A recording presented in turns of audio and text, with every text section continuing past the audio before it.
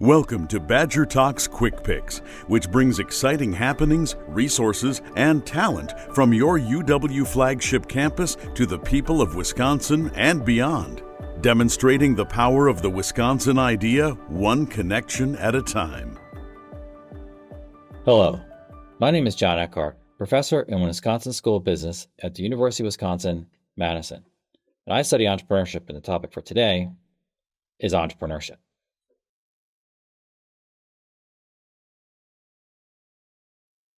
There are many definitions of entrepreneurship, but my favorite one, slightly adjusted, comes from Howard Stevenson from Harvard Business School, where he essentially conveys entrepreneurship as a human activity that involves the pursuit of opportunity without regard to resources currently controlled. Three key things: opportunity,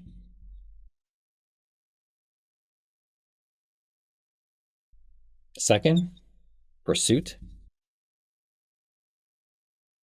and then the third, resources. Let's take each in turn. First, opportunity.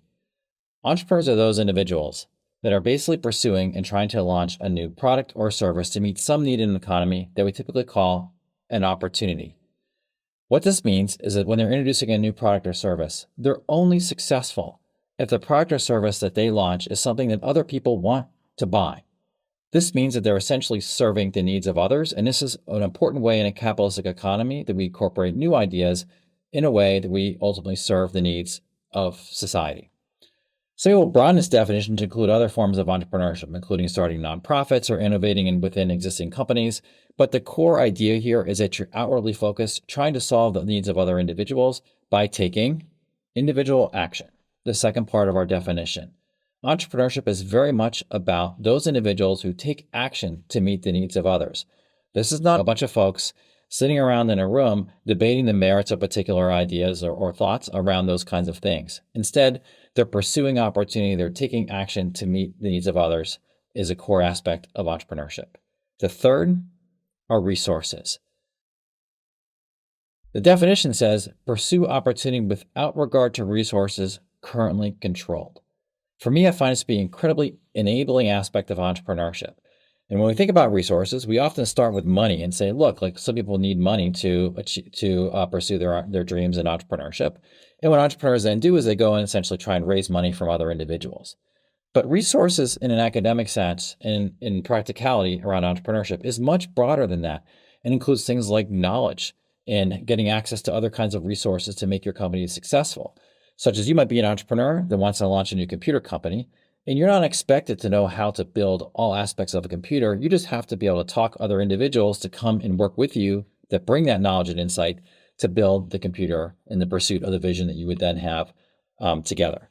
So opportunity, pursuit, without regard to resources currently controlled. And this happens in our economy every day, where people start with little to nothing and they start pursuing entrepreneurship and achieve quite amazing success.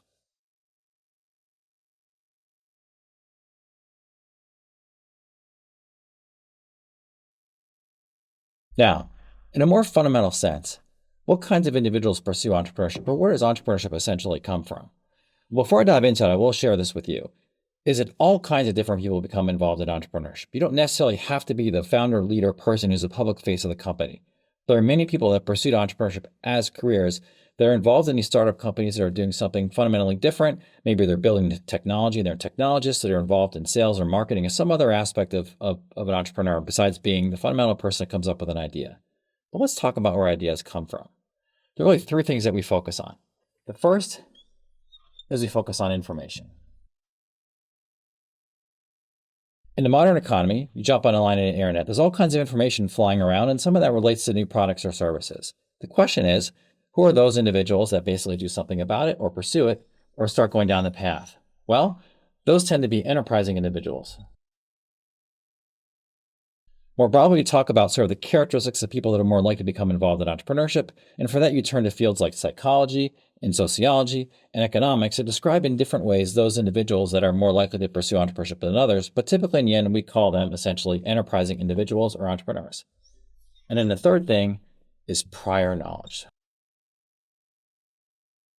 You take enterprising individuals add to them their life experiences, including courses that they've taken and knowledge that they've acquired throughout their careers, and they run around their economy and they come across a new bit of information about potential need for a product or service. And those things come together. If those people decide to act on the information based on their prior knowledge, that is essentially when you have entrepreneurship.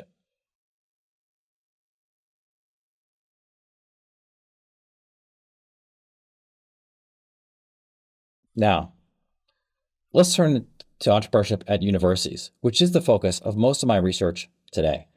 There really are two processes on how entrepreneurship occurs at universities.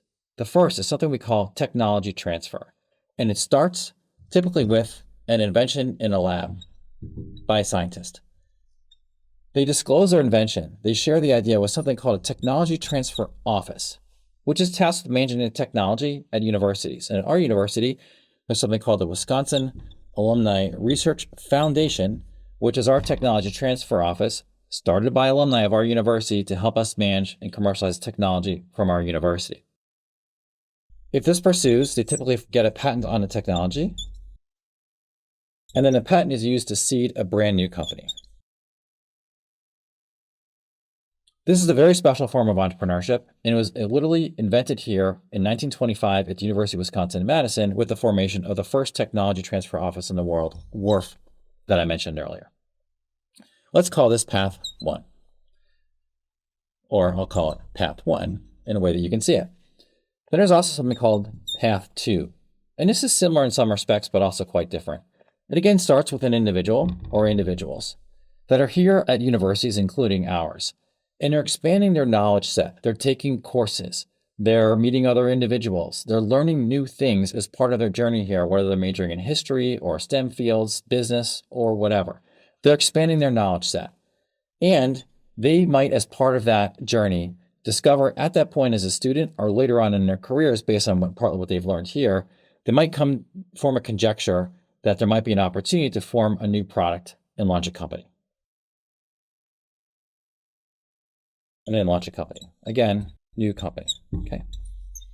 In this path, the university's role is clear. In this path, it's also clear because people come and they take courses and everything else. These two paths both have tremendous economic impact. So for example, at our university, we've had many companies that have come through this path, including companies that have gone on and saved lives all around the world, helped people fight cancer and deal with heart disease and many other things like that. In this path, the same thing. We've had tremendous economic impact and also in job employment and everything else from this path of entrepreneurship as well. Two notable examples. One is Fetch. It's a multi-billion-dollar company here, started by a student on our campus about 10 years ago, or a couple students. And then another one would be Epic Systems, a very large employer in Dane County and across the world.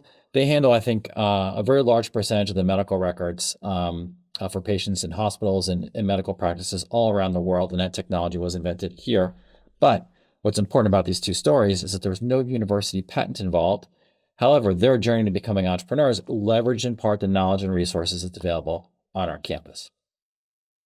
At the University of Wisconsin-Madison, we helped pioneer this approach towards academic entrepreneurship. What's happened over the next, since 1925, is universities have started to recognize that there's this other form of entrepreneurship occurring as well, but it's not really baked into the entrepreneurial strategy of the university. At Wisconsin, this is changing.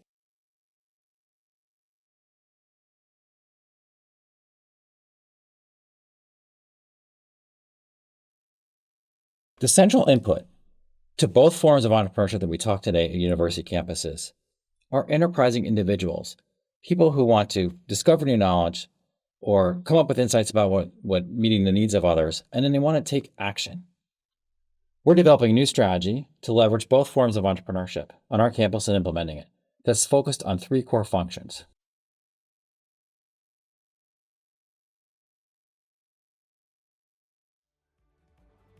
Recruiting entrepreneurial individuals to our campus that want to pursue entrepreneurship as part of their careers, developing them and providing opportunities for them to develop themselves, including develop expertise in entrepreneurship while they're here, and helping to launch entrepreneurial careers in companies as they graduate from our university or later in their lives. This is very similar to what we do with other majors such as medicine and history and STEM fields across our campus. We're just turning our engine towards entrepreneurship. As I close, I just want to make an observation. Entrepreneurship on our campus occurs everywhere. It's not just something that occurs in business or STEM fields or in medicine. We see amazing entrepreneurs majoring in almost every topic on our campus that go on and build quite amazing companies. For example, I know of an entrepreneur that started a very successful company, and his major was history. So if you're interested in entrepreneurship, both as a student and you want to build a career as an entrepreneur, or if you're an entrepreneur, you've had some success and you want to become involved, in both cases, please reach out and join us in this effort. Thank you.